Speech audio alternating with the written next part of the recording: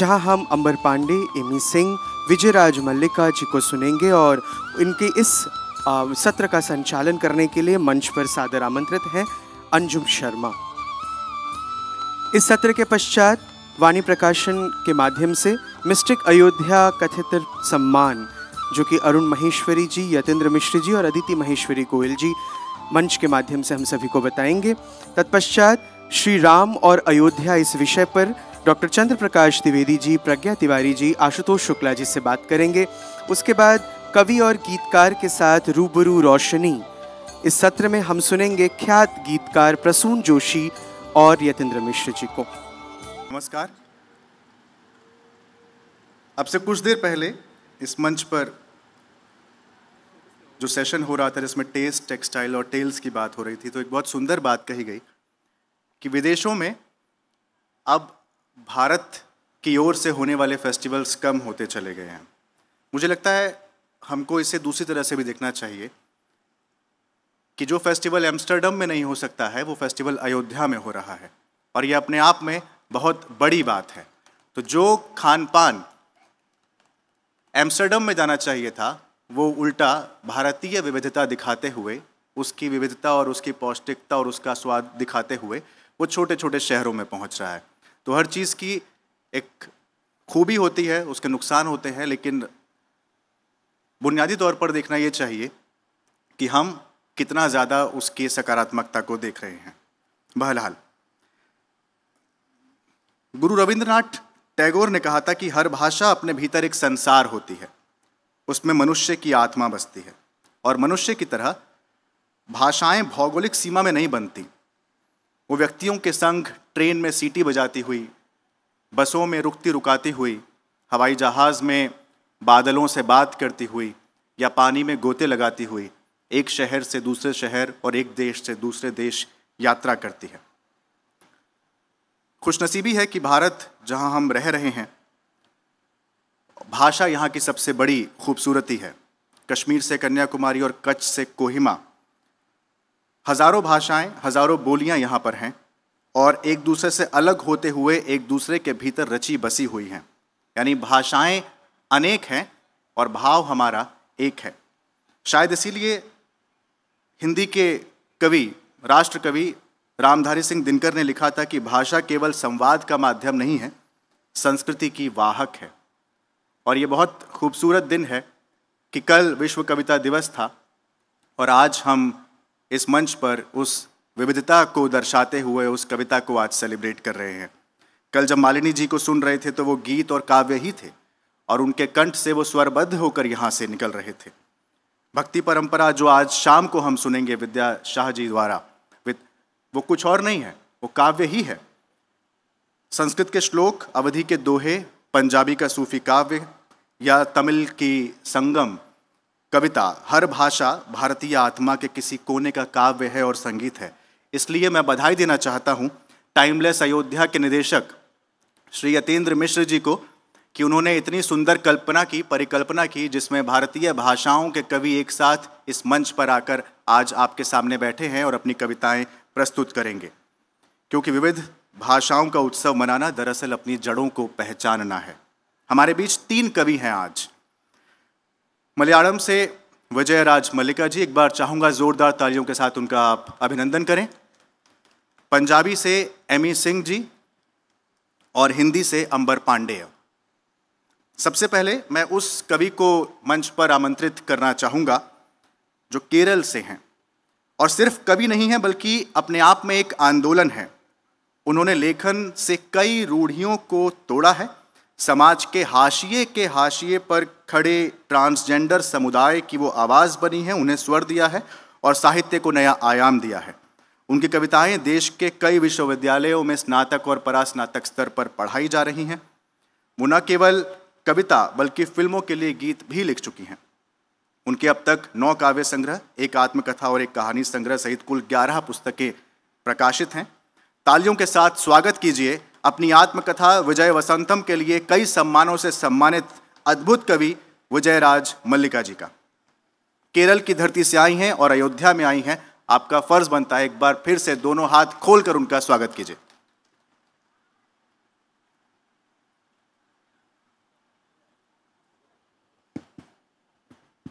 आज अयोध्या के इस मंच पर आते हुए मुझे ऐसे एहसास हो जाते हैं कि हमारी जो जन्म है आसमान और ज़मीन के बीच में, आसमान और धरती के बीच में हवा जैसे एक जन्म। इस जन्म में जब ऐसी मंच मिलते हैं कि हम हमारे कविताओं को पढ़ सके, और जो केरल से आकर अयोध्या पर बैठे हमें सुनने के लिए आज लोग यहाँ आ गई है, तो मैं अपनी कविताओं पढ़नी चाहती हूँ। I will start with Malayalam. This is believed to be the first intersex lullaby in the world. Hope you understand what is intersex. I am an intersex person who is born between man and woman. So this is a lullaby or lori which has been written for such children.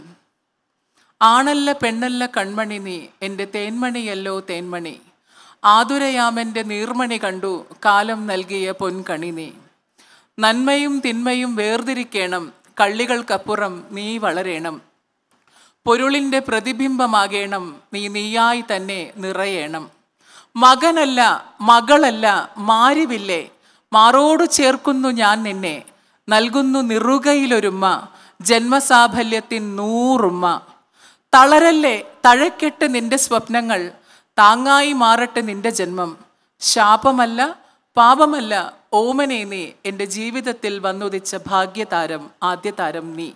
This is a lullaby, as I said, which has been written for the first time in the world for children who are born as non-binary. I mean the biological non-binary.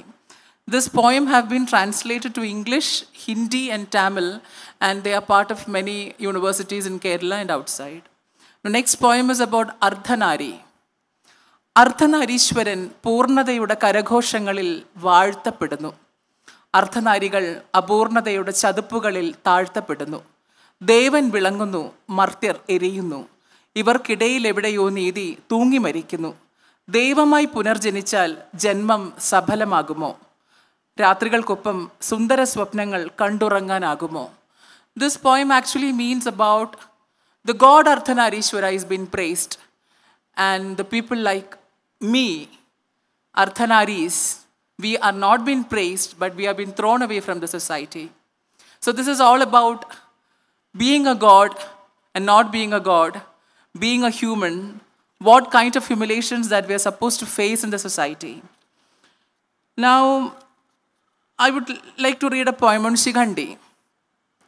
മഹായുദ്ധം നീതീകരിച്ച പോരാളിയായി വീരാളിയായി ജന്മം സഫലമായി, എന്നാൽ നിന്റെ ബാല്യവും കൗമാരവും യൗവനവും അനുഭവിക്കുന്നവർ ഞങ്ങൾ ഭാഗ്യഹീനർ. CC bro, ഇങ്ങടെയൊക്കെ ഒരു കാലം ഐവ. This means Shigandi is being considered as a warrior in our Mahabharata and even in Purana. Unfortunately, the people like me are being put down in his name, and we are being humiliated even in schools, in colleges, and in our daily life, like ridiculing us using the term Shigandi. But he was a warrior. He was a warrior, and we are also warriors because we fight and struggle to be what we are in the society. There is another poem, Chendamara, Red Lotus. രവിയുടെ മാറിൽ മയങ്ങുവാനല്ല ചേറിൽ കുരുത്തതീ ചെന്താമര, ചിലതുണ്ട് ചിലരോട് ഊന്നിപ്പറയുവാൻ നടുവിരൽ പൊക്കുവാനല്ല ജന്മം, കണ്ണുകൾ കെട്ടിയ പെണ്ണറിയുന്നു നീതി ഈ നാട്ടിൽ മരിച്ചുവെന്ന്, വസ്തുക്കളാക്കി അലങ്കരിക്കുമ്പോൾ വിഷയങ്ങളാക്കാൻ മറന്നുപോയോ, കശ്മല സർപ്പങ്ങൾ ഇനിയുമുണ്ടല്ലോ വെട്ടിത്തെളിക്കാത്ത കാടുകളിൽ, ചങ്കുറപ്പോടെന്നും പൂത്തുനിന്നിടും ചെറുത്തുനിൽപ്പിൻ്റെ ഈ ചെന്താമര. It means all lotuses are not being coming up to have a relationship with this so-called sun. Like there are people who live with their own identity and stay back proudly as they are. And last but to be not least, I would love to have a small English poem Newborn. Newborn. Yeah, I have time. Okay. Newborn. A newborn is neither a man or a woman. I repeat, a newborn is neither a man or a woman. It is only a baby where gendering is a hobby. I repeat, a newborn is neither a man or woman. It is only a baby where gendering is a hobby. This have come in my first English poetry collection, A Word to Mother, which was being published by Authors Press from New Delhi. And this book is already part of different universities in Kerala. I think I can recite one Tamil poem, which is in translation of my lullaby. Aanalla pennalla ponmani nee enakku teenamudam thaan kanne teenamudam. என் வாழ்கையின் சாதனை கண்டு காலம் தந்த செல்வம் நீதான். நன்மையும் தீமையும் வகையீடு செய்து நீ எல்லைகள் தாண்டி வர வேண்டும். பொருளின் எதிரொலியாக நீயாகத்தான் நிறைய வேண்டும். It means society might ask you to live as a man or as a woman, but my dear child, live as what you are. I lived as what I am. That is why today I've come all the way from Kerala to this prestigious land to recite poetries, tell about my politics, stand brave and intelligent and even bold enough to express the thoughts, life and the struggles of my people. Once again, thank you Vani Prakashan and the organizers of this program for such a great platform. Thank you.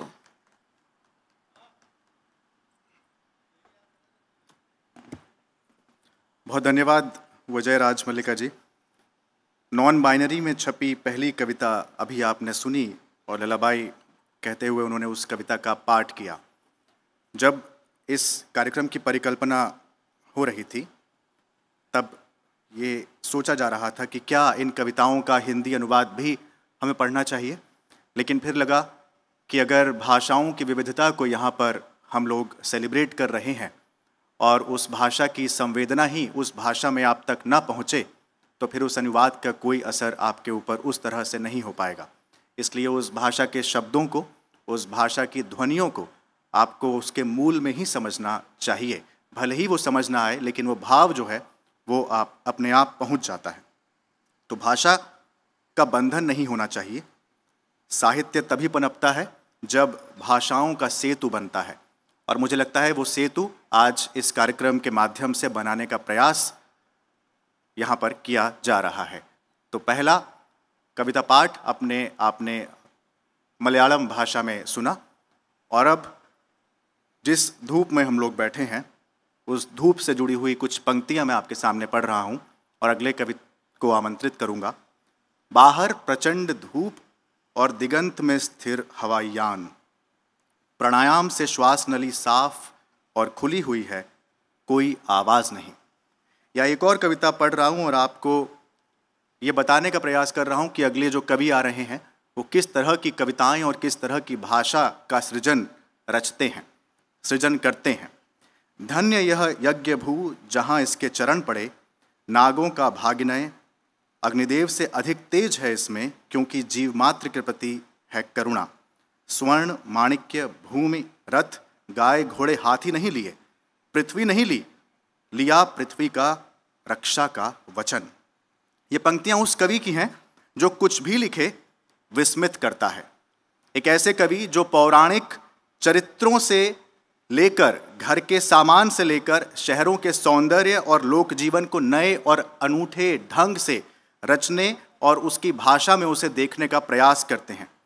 अंबर पांडेय, जिनका अध्ययन बहुत विविध रहा है, दर्शन शास्त्र पढ़ा, cinema की पढ़ाई पुणे से लेकर और न्यूयॉर्क तक की, मुंबई में की, संस्कृत, उर्दू, अंग्रेज़ी और गुजराती भाषा के जानकार हैं, उन भाषाओं को पढ़ते हैं और उन भाषाओं में लिखने का प्रयास भी करते हैं।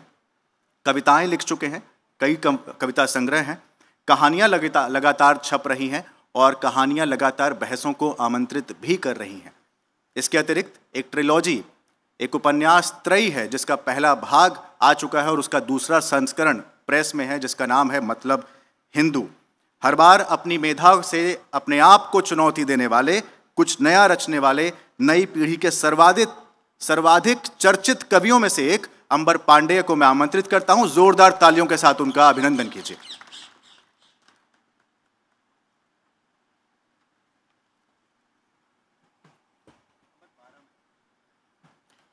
नमस्कार। बहुत सालों से मैं राम कथा लिख रहा हूँ, तो उसकी ही एक कविता मैं सुनाता हूँ। सबसे पहले राम सीता संवाद। राम वनवास से लौट आए हैं और दिवाली के दिन उनका सीता से जो संवाद है उसके बारे में है। बहुत देर नहीं जलती बाती, बहुत देर नहीं रहता आलोक, बहुत देर बस अंधकार लगता है, रहता नहीं अंधकार भी बहुत देर। बहुत देर कुछ नहीं रहता, जगमग जग की है ज्योतिषमती रात्रियाँ बहुत देर नहीं। बहुत नहीं जातक और उसके प्रिया की गोपन गोष्ठी बंधी गायों के पीछे रातों को। बहुत यहाँ कुछ नहीं, बहुत नहीं उत्सव के पीछे ब्रह्म मुहूर्त में जागे जरा जीर्ण दादा दादी का कलह। जीवा पर मीठा उल्हानों की माधुरी, मन में कितनी देर वह दिए पर हथेली धर धर कर तुम्हारा कंठ छूना शरद की शीतल रातों को। कितनी देर और देर कितना जीवन, आ जाओ जो छोड़ चुके देह कि प्रीतम के ध्यान में तन्मय राधा परोस गई तुम्हारी भी पत्तलों में भात। दूसरी कविता है पानी पीते हुए। जेठ की भरी गर्मी में एक दिन कुएं ने घड़े से कहा, तू मेरे बिना किस काम का। घड़े ने सुराही से कहा, तू मेरे बिना किस काम की। सुराही ने लोटे से कहा, मेरे बिन तेरी क्या साख। रीता ढंढनाता फिर फर्शियों पर लोटा अंजुरी से बोला, मेरे बिन तू बस हवा ही हवा। अंजुरी गई कंठ के पास, मैं न जुड़ूं तो तेरे पास जल कहाँ। कंठ पहुँचा प्यास के पास, मेरे बिना तुझे बुझाए कौन। प्यास पहुँची मन के निकट, किंतु मन रहा मौन। एक कविता है जलना।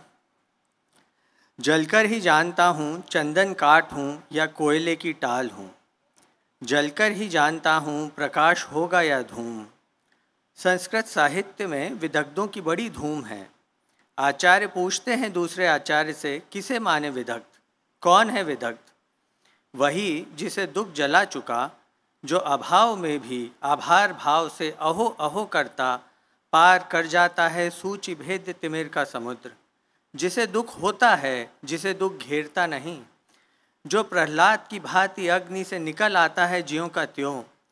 जलकर ही पता लगता है बंधु किसके भीतर कितना पानी है।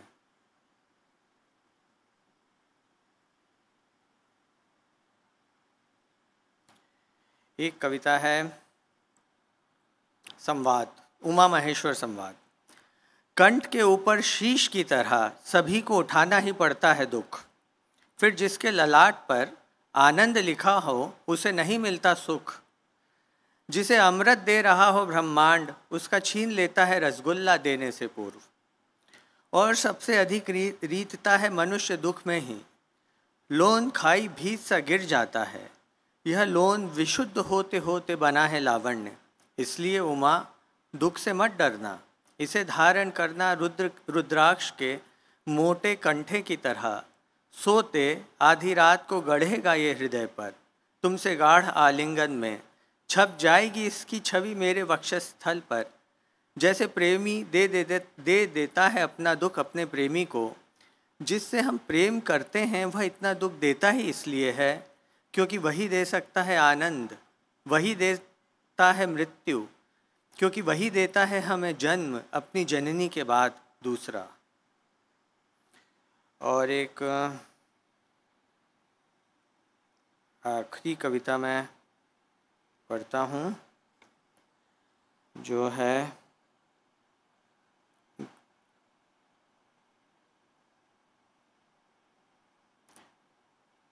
गंगा स्नान।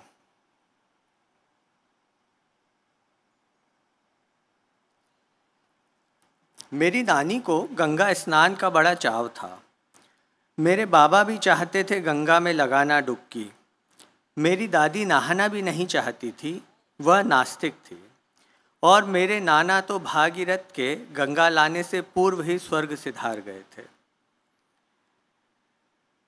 फिर भी जब जाना ही पड़ा उसके अस्थि विसर्जन को, तो मार दी छलांग नर्मदा में। इसे ही गंगा मानो, पंडित तो था नहीं तो स्वयं से कहा। डूब कर जो तिरता है वह बदल कर लौटता है। ऊपर ध्वजा सा दिखने लगता है मस्तक, काया पलट आता है घर। चैत लगा ही था, रोमन कैलेंडर का अप्रैल, वर्ष का क्रूरतम मास। जल न ठंडा था न ताता, न जल था न आग। जब नक्श शिखा तक डूब कर बैठ गया भीतर, तिरछी चिकनी शिला पर तो सोचता रहा, क्या बनकर निकलूंगा बाहर। जो अस्थि लेकर आता है वह क्या लेकर जाता है, या केवल आता है छोड़ने को कुछ, या कभी कभी सब कुछ। तालू की अज्जली हाड़ जैसे टूटी गागर का तला हो, एक दांत जिससे चबाता था वह रोटी का कौर, बहुत छोटा बच जाता है। विराट जल्दी होता है नष्ट। देखो कहाँ बची उसकी फीमर बोन, रीढ़ पसलियाँ। अन्य होकर ही लौटना था मुझे, जिसका अनन्य खो गया। अब वैसा नहीं लौट सकता जैसा था। फेफड़ों तक भरती नर्मदा उससे पहले मैं उछला और बाहर आ गया, वैसा का वैसा जैसा गया था। देर देर से दिन बीते, फिर निमिष में वर्ष बीत गया। रीत गया शोक का घट, पुनः लग गई आग जठर की, इच्छा की, वन की और समुद्र की। ऐसा हो गया जैसे पहले था, जैसे जिसकी अस्थि लेकर गया उसके बिना ही मैं जन्मा, जीवित रहा और जागा। इसका अर्थ है गंगा स्नान में जो जल में गया था वह बाहर नहीं आया था। आया था कोई और। वह कोई निराला ही जंतु था बंधुओं, जिजीविषा के विष पर जीवित। ऐसे ठान लिया, जहाँ जल देखूंगा डूबा नहीं तो डुबकी ज़रूर लगाऊंगा। पंडित कहते हैं जल को रहता है सब स्मरण, किंतु मनुष्य को बहुत भूलना पड़ता है जीवित रहने के लिए। Thank you.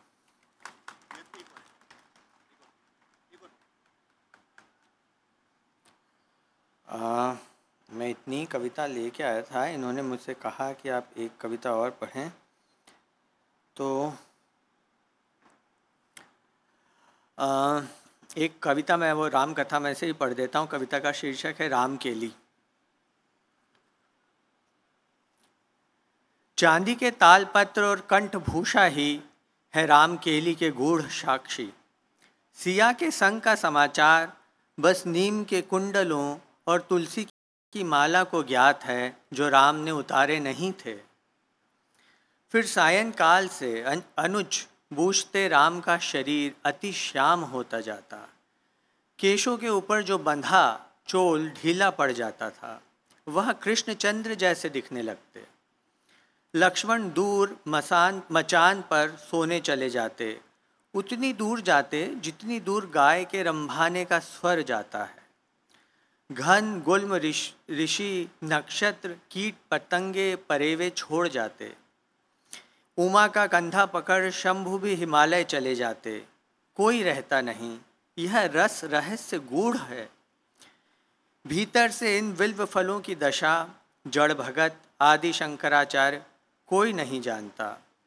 कवि के मन में बैठी सरस्वती भी लौट आती उस रात। कमल का कुसुम मुंदा अब कौन जाने। Thank you.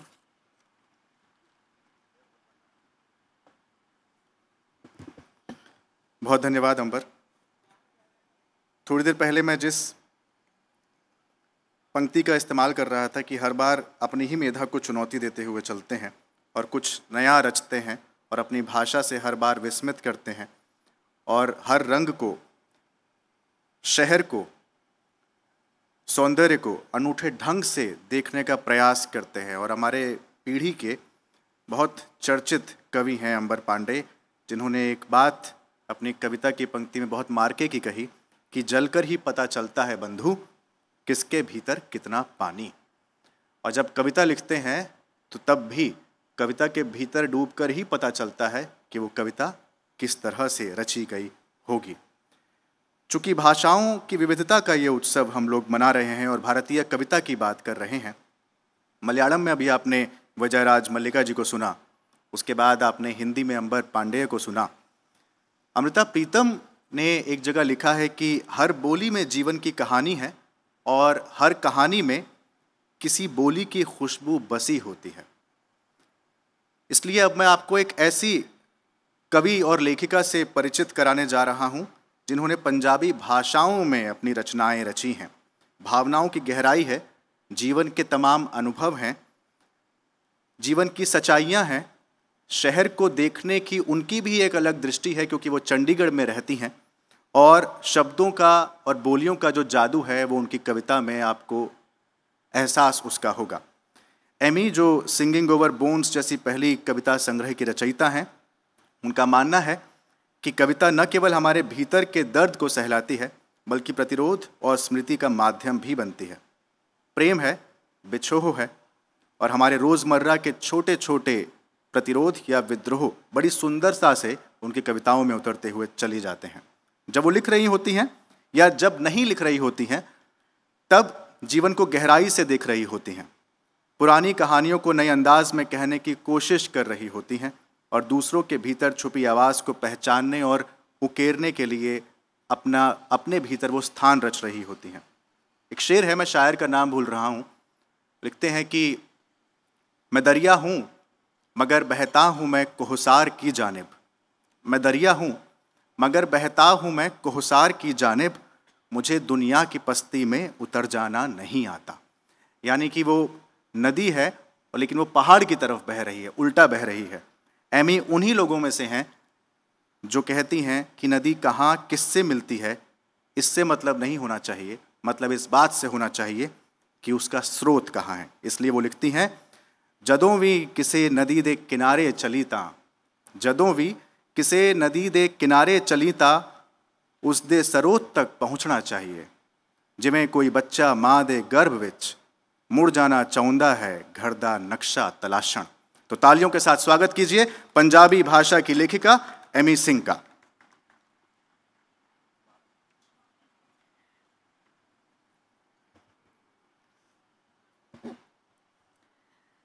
सत श्री अकाल सारिਆਂ ਨੂੰ, नमस्ते, जय सिया राम, अयोध्या।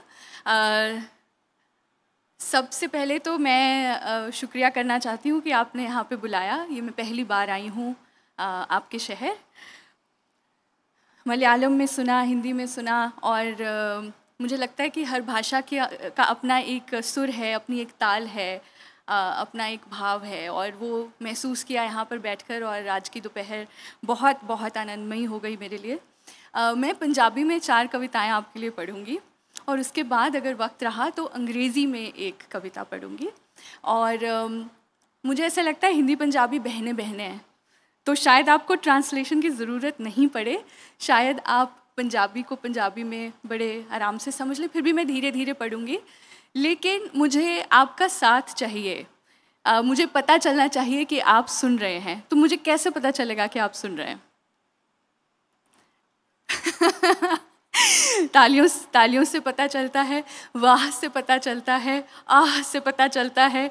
जो भी दिल से आवाज़ आए प्लीज़ मुझ तक पहुंचाइएगा ताकि मुझे लगे कि हम साथ में एक साथ हैं इसमें और मैं अकेली नहीं हूँ। मैं चंडीगढ़ से आई हूँ। आप में से कभी कोई चंडीगढ़ गया है? जी।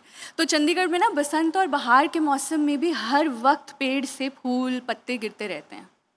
तो उस पर मैंने उसको देखते हुए कुछ लिखा और वो मैं आपके लिए पढ़ती हूँ। चंडीगढ़ च बहार वेले भी पतझड़ वांगू फुल डिगदे ने। चंडीगढ़ च बहार वेले भी पतझड़ वांगू फुल डिगदे ने। कंक्रीट दियां सुन्नियां इमारतां च जान पै जांदी है। ਕੰਕਰੀਟ ਦੀਆਂ ਸੁੰਨੀਆਂ ਇਮਾਰਤਾਂ 'ਚ ਜਾਨ ਪੈ ਜਾਂਦੀ ਹੈ, ਸੜਕਾਂ ਕਿਸੇ ਪੀਰ ਦੀ ਦਰਗਾਹ ਵਾਂਗੂ ਰੰਗੀਨ ਚਾਦਰ ਹੇਠ ਟਕੀਆਂ ਜਾਂਦੀਆਂ ਨੇ। ਪਰ ਮੈਂ ਸੋਚਦੀ ਹਾਂ ਉਹਨਾਂ ਲੋਕਾਂ ਬਾਰੇ ਜੋ ਇਹ ਸ਼ਹਿਰ ਉਸਾਰਨ ਖਾਤਰ ਇੱਥੋਂ ਉਜਾੜੇ ਗਏ। So if you know, Chandigarh is a very new city, and before that city existed, there were many villages, very small villages, and so many people were displaced so that Chandigarh city could be built like that, the first modern city of independent India. मैं सोचती हाँ उन्हां लोकां बारे जो ये शहर उसारन खातर इत्थों उजाड़े गए, ਉਹ ਪਿੰਡ ਜਿਨ੍ਹਾਂ ਦੇ ਪਿੰਜਰ ਸਾਡੀਆਂ ਨੀਹਾਂ ਹੇਠ ਮਦੋਲੇ ਗਏ। ਮੈਂ ਵੇਖਦੀ ਹਾਂ ਕਿਵੇਂ ਜੜੋਂ ਉਖਾੜੇ ਦਰਖਤਾਂ ਨੂੰ ਸਜਦੇ ਕਰਦੇ ਨੇ ਇਸ ਸ਼ਹਿਰ ਦੇ ਫਿਰਦੌਸੀ ਫੁੱਲ, ਅਤੇ ਕਿਵੇਂ ਹਰ ਮੌਸਮ ਇਸ ਸ਼ਹਿਰ ਦਾ ਖੁਸ਼ੀ 'ਚ ਵੀ ਥੋੜ੍ਹਾ ਉਦਾਸ ਹੀ ਰਹਿੰਦਾ ਹੈ। Thank you. ये शहर के बारे में था, और क्योंकि हम कवि हैं और हम कविताओं के बारे में बहुत सोचते हैं, तो ये कविता जो मैं अब पढ़ने जा रही हूँ, ये मैं सोच रही थी कि कविताएं कैसी होती हैं, और अगर कविताओं की नेचर, तासीर, उनकी एक पर्सनैलिटी हो तो वो कैसी हो, और उस पर मैंने लिखा। पहली कविता नूं नाज है कि वो पहली है। पहली कविता नूं नाज है कि वो पहली है, उस विच बीज ने पुंगरण दी चाह है। पहली कविता सुच्ची है, पहली कविता साफ है, पहली कविता बेबाक है। दूसरी कविता चलाक है। दूसरी कविता चलाक है, उसनू पहली कविता तो अलग दिसन दी परवाह है। दूसरी कविता पहली कविता दी इकलौती जोड़ीदार है, सानी है। दूसरी कविता आज़ादी है, मनमानी है। तीसरी कविता ने पहलियां दो कवितावां तो सीख के अपना नवा राह बनाया है। तीसरी कविता ने पहलियां कवितावां तो सीख के अपना नवा राह बनाया है। तीसरी कविता बेपरवाह है। तीसरी कविता बागी है। तीसरी कविता कल्लम कल्ली। तीसरी कविता वैरागी है। चौथी कविता जानी पहचानी, आम जई, जिसदी किसी नूं उड़ीक नहीं, जिसदी किसी नूं चाह नहीं, जो लिखी गई क्योंकि कवितावां तां लिखियां जानियां चाहिदियां ने, जो लिखी गई क्योंकि कविता तां सब लिख रहे ने। पंजवीं कविता सट है, चोट, वूंड। पंजवीं कविता सट है, जख्म ते आया खरींद है, खुरपी दा वार है, अपनी अंदरली किसे डूंगी तय दे विच उतरन दा असार है। पंजवीं कविता सुधार है या फिर सुधरन लई तैयार है। छेवीं कविता सरहद पारली आवाज़ है। एक कवि नूं पिछे लाउंदी, बहुत भजाउंदी, दूर ले जांदी किसे मैदान विच जिथे कवितावां दा वावरोला है, पर कवि नूं उसदी भुख नहीं, सगों कवि नूं उस तो ओला है।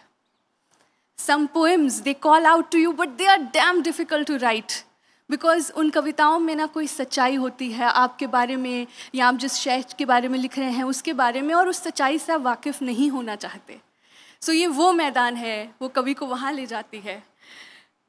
सातवीं कविता चुप है, शांत है, अडोल है।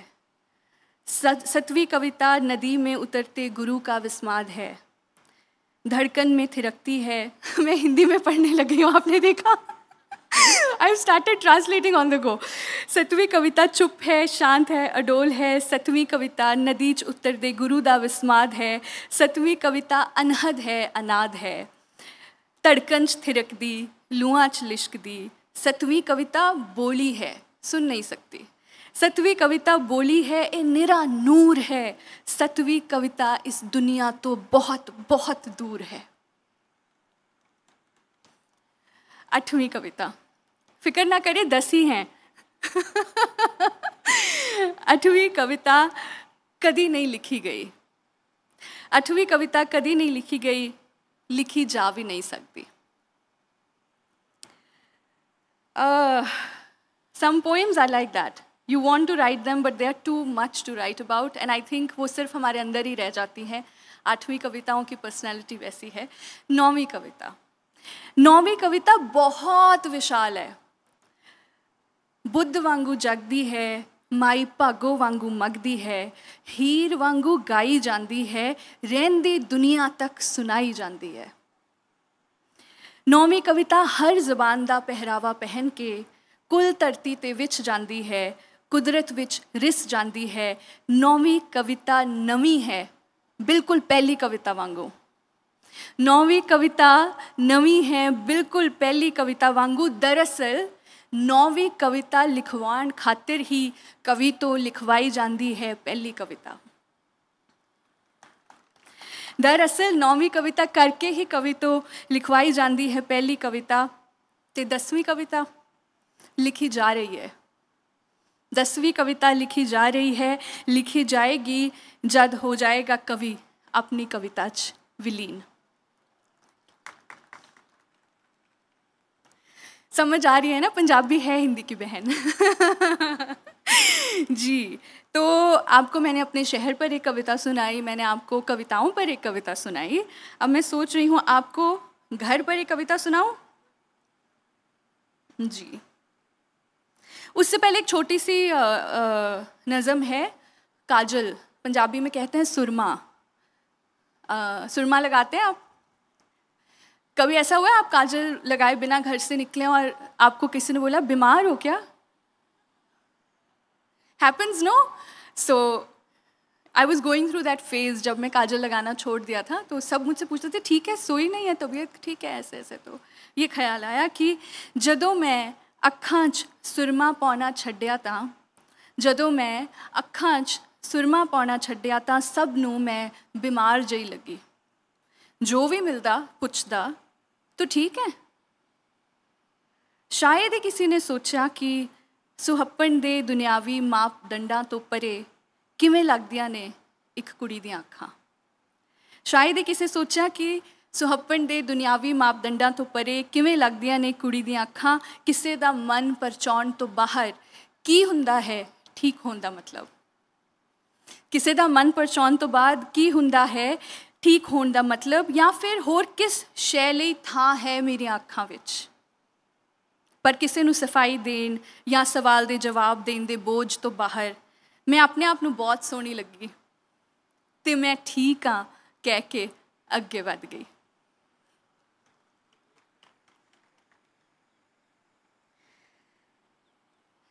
जी, पंजाबी विच आखिरी कविता कर। ये मैं आपको सुनाऊंगी। ये कविता मेरे दिल के बहुत करीब है और दरअसल ऐसा भी है कि जब अंजुम इतनी प्यारी इंट्रोडक्शन दे रहे थे तो उस वक्त उन्होंने जो लाइंस आपको पढ़ के सुनाई थी वो भी इसी कविता में से हैं। कर। एक टुटे हुए घर की औलाद होने के नाते मैं लंबी उम्र एक घर की तलाश विच रही। एक टुटे हुए घर की औलाद होने के नाते मैं लंबी उम्र एक घर की तलाश च रही।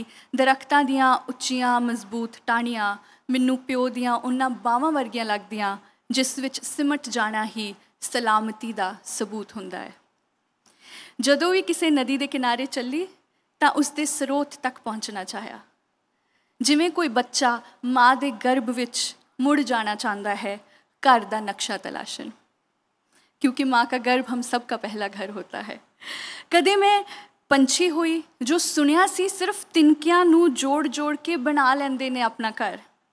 कदे मैनू किसी का दिल भी लग्या अपना बसेरा, पर उतों कड्डे जाण दा खौफ ही मैनू उत्थे कदी जान नहीं दिंदा सी। मुहब्बत दी गलत फहमी च कई हत्थां तो जख्म खादे। जे जिसम रूह दा मकान हुंदी है तां ढाहे जाण तो ठीक पहला मैं बचा लिया सी अपने आप नू। कदी कदी किसी दियां अखां दरवाज़ा लगदियां, कहते हैं ना नज़रें दरवाज़ा बन जाती हैं कभी कभी, जिनसे आपको मोहब्बत हो जाए, उनकी नज़रें खास तौर पर।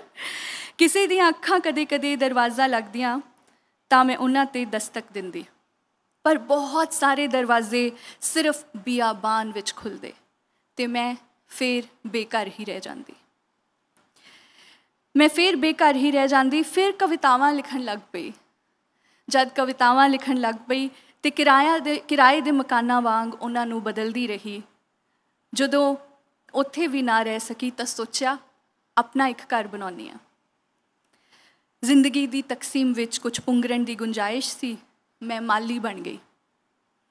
ਜ਼ਿੰਦਗੀ ਦੀ ਤਕਸੀਮ ਵਿੱਚ ਕੁਝ ਪੁੰਗਰਨ ਦੀ ਗੁੰਜਾਇਸ਼ ਸੀ, ਮੈਂ ਮਾਲੀ ਬਣ ਗਈ। ਹਰ ਦਰਾਰ 'ਚੋਂ ਇੱਕ ਦਾਸਤਾਨ ਉੱਗਣ ਲੱਗੀ, ਹਰ ਖਿੜਕੀ 'ਚੋਂ ਇੱਕ ਸੁਫਨਾ। ਖਿੰਡੇ ਆਲਣਿਆਂ ਦੇ ਪੰਖੇੜੂ ਆਉਣ ਜਾਣ ਲੱਗੇ ਤਾਂ ਅਹਿਸਾਸ ਹੋਇਆ ਹੋਰ ਘਰ ਕੀ ਹੁੰਦਾ ਹੈ। ਹੋਰ ਘਰ ਕੀ ਹੁੰਦਾ ਹੈ, ਕਿਸੇ ਦਾ ਹੋ ਜਾਣਾ, ਕਿਸੇ ਨੂੰ ਅਪਣਾ ਲੈਣਾ, ਮਿੱਟੀ ਨਾਲ ਮਿੱਟੀ ਹੁੰਦਿਆਂ ਗੁਲਦੌਦੀ ਉਗਾ ਲੈਣਾ, ਦੁਪਹਿਰੇ ਸੜ ਕੇ ਪਿਆਰ ਦੀ ਛਾਵੇਂ ਬਹਿ ਲੈਣਾ, ਝੁੱਲਦੀਆਂ ਹਨੇਰੀਆਂ ਨੂੰ ਸਬਰਾਂ ਦੇ ਨਾਲ ਸਹਿ ਲੈਣਾ ਤੇ ਆਪਣੇ ਕਲਾਵੇ ਨੂੰ ਇੰਨਾ ਵੱਡਾ ਕਰ ਲੈਣਾ ਕਿ ਕਦੀ ਵੀ ਤੁਹਾਡੇ ਸਾਹਮਣੇ ਕੋਈ ਬੇਘਰ ਨਾ ਰਹੇ। Thank you. मैंने आपसे बस एक ही गुजारिश की थी कि मुझे बताते रहिएगा कि आप सुन रहे हैं, और आपने बिल्कुल बताया। और मुझे इतना अच्छा लगा अयोध्या में पहली बार अपनी कविताएं पढ़ के। आपको तहे दिल से बहुत बहुत प्यार, और टाइमलेस अयोध्या को, यतिंदर जी को और आप सबको बहुत बहुत शुक्रिया मुझे यहाँ पर बुलाने के लिए। Thank you. भाषाओं की खूबसूरती है ये कि बात जहाँ तक पहुँचनी चाहिए, अगर आपको वो बात, वो भाषा नहीं समझ में आती तब भी वो भाव समझ में आता है। लेकिन हिंदी, पंजाबी या भारतीय भाषाएं एक दूसरे में इतनी अधिक घुली मुली हैं कि भाव सबका एक है और वो भाव आप तक किसी न किसी तरह से पहुंच ही जाता है। 3 कवियों को हमने यहाँ पर सुना और तीनों के रंग हम लोगों ने देखे। भारतीय कविता और भाषा की विविधता हम लोगों ने यहाँ पर देखी। रंग इस मायने में कि बाइनरी से बाहर जाकर किस तरह से कोई व्यक्ति किसी और को देखता है, जो उसने संघर्ष किया होता है, वो उसी भाषा में किस तरह से लिखा जाए, ये आपने विजयराज मल्लिका जी की कविताओं के माध्यम से जाना। एक बार जोरदार तालियां विजयराज मल्लिका जी के लिए, जिन्होंने नो बाइनरी चाइल्ड जैसी कविता आप लोगों के सामने रखी।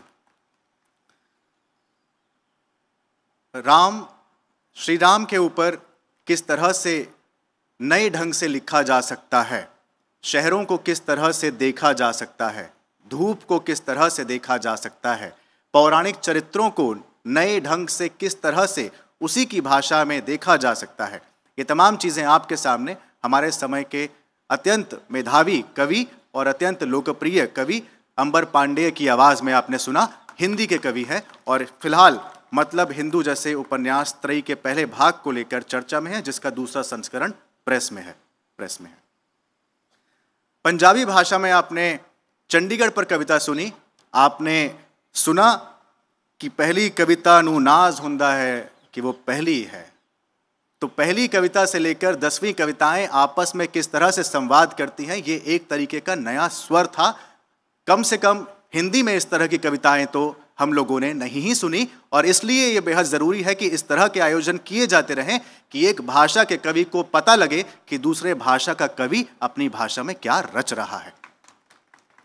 कविता में नदी से बहते जीवन की आशा होती है। हर घाट अपने मन की बात कहना चाहता है। ये कवि है जो उस घाट की आवाज़ को सुन पाता है और नदी से कह पाता है कि घाट तुमसे ये कहना चाह रहा है। ये किसी और के बूते की बात नहीं होती, लेकिन बहुत बार ऐसा होता है कि हमारा बहना, हमारा दिखना, हमारा रहना दर्ज करना बहुत मुश्किल हो जाता है।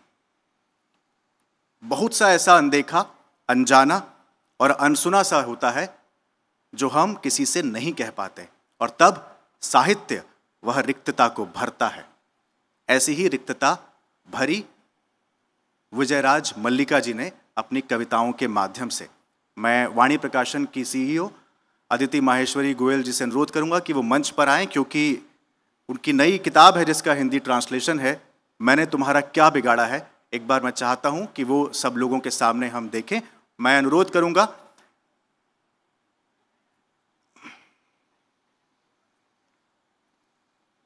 अदिति माहेश्वरी जी से कि वो मंच पर आएं।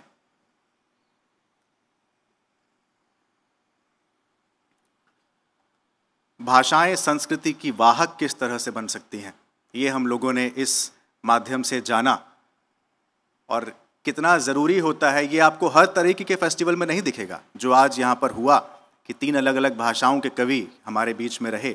एक अन्य कवि को आना था उर्दू भाषा से, किंतु उनके घर में कुछ अनहोनी हुई, इस वजह से वो हमारे बीच नहीं आ सके, वरना आप उर्दू की नज़्म और गज़लें भी यहाँ से सुनते।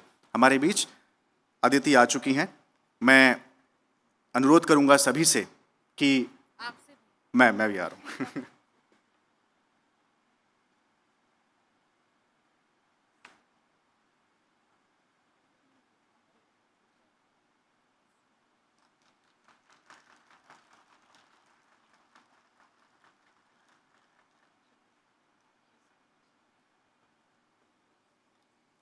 तो आयोजक मेरे पीछे आ चुके हैं और उनका आना इस बात का संकेत है कि बहुत बोल लिए, अब आप शांत हो सकते हैं।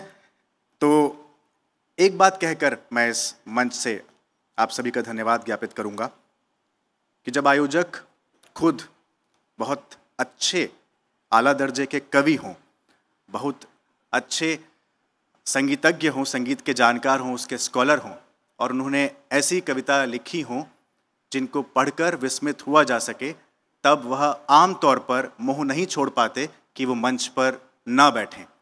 हमने ऐसे आयोजन देखे हैं जहाँ पर फेस्टिवल के निदेशक जो खुद लेखक हैं अपनी किताबों पर चर्चाएं कराते हैं। हमारे बीच फेस्टिवल टाइमलेस अयोध्या के निदेशक यतीन्द्र मिश्र जी हैं, जो खुद बेहद अच्छे कवि हैं, और हाल ही में उनका कविता संग्रह बिना कलिंग विजय के प्रकाशित हुआ और काफ़ी चर्चा में है।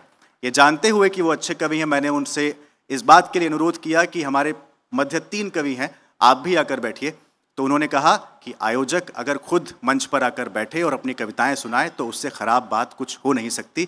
मैं सोचता हूं कि अगर ये भाव हर तरह के फेस्टिवल के भीतर जागृत हो तो बहुत अच्छा होगा। इससे होगा ये कि आप अगली पीढ़ी तैयार करते हैं और दूसरों को ये मौका देते हैं कि आप आगे आएँ, क्योंकि हम तो हैं ही और हम लिख ही रहे हैं, लेकिन हम आपको मौका दे रहे हैं, अवसर दे रहे हैं। एक बार ज़ोरदार तालियां यतीन्द्र मिश्र जी के लिए कि उन्होंने इस सोच को बढ़ावा दिया। आप सभी का बेहद धन्यवाद कि आपने मलयालम, हिंदी और पंजाबी भाषा के कवियों को सुना। मैं तीनों कवियों का, विजयराज मल्लिका जी का, एमी सिंह जी का और अंबर पांडे जी का हार्दिक धन्यवाद देता हूँ कि आपने समय पर अपनी कविताओं का पाठ समाप्त किया। मैंने 12 मिनट सभी को दिए थे, और धन्यवाद आप सभी का भी कि आपने इतने मनोयोग से इन कविताओं को सुना। बहुत बहुत धन्यवाद।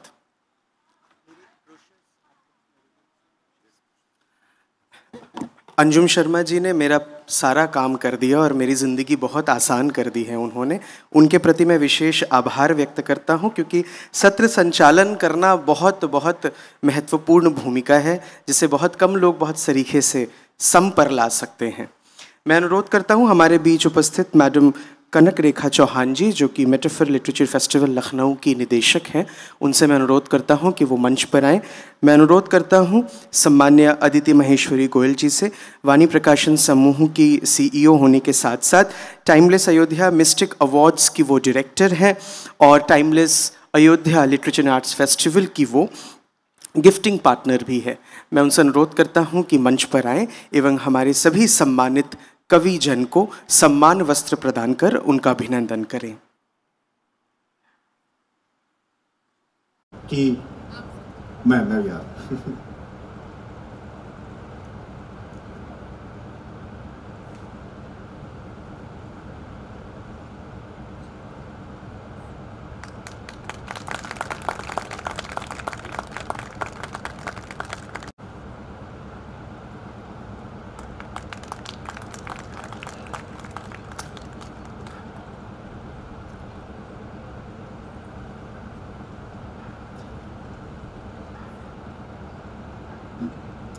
हम मंच पर हमारे कविजन को सम्मान प्रदान कर रहे हैं। इसके बाद बहुत अल्प समय का एक विराम है और ठीक 2:30 बजे यानी 2:30 पर हम यहाँ उपस्थित होंगे, जहाँ वाणी प्रकाशन की ओर से अयोध्या मिस्टिक सम्मान की घोषणा इस मंच के माध्यम से सम्मानित अरुण महेश्वरी जी, श्री यतेंद्र मिश्र जी एवं अदिति महेश्वरी गोयल जी करेंगे।